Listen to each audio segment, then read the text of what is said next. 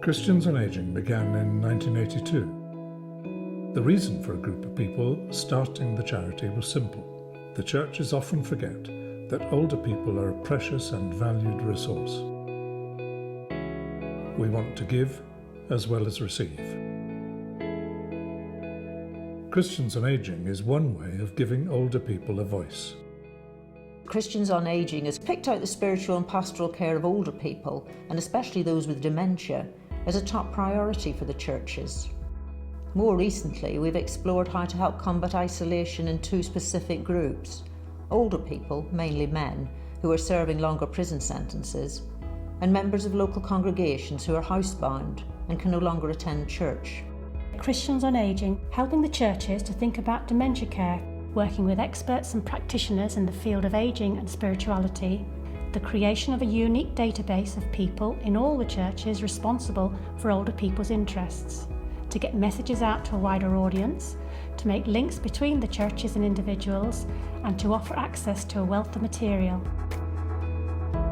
For the future, we're determined to make Christians on Aging the normal first port of call for anyone wanting to know what the churches are doing with and for older people, and even what the churches should be doing.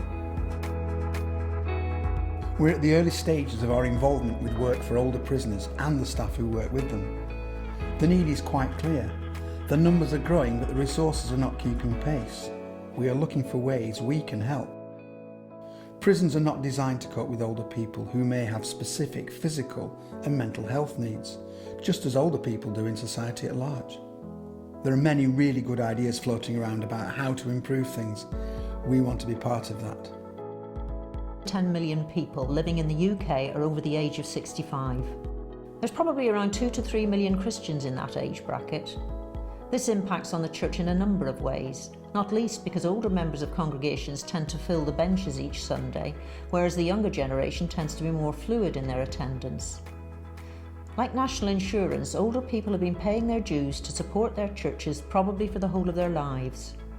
It is only right and just that energy and resources should be directed towards older people still occupying the pews, and especially those no longer able to get to church or who get there with difficulty. Christians on Aging brings people together from all the Christian churches. Christians on Aging discovers what the churches could be doing and tells them. Christians on Aging is a voice for older people.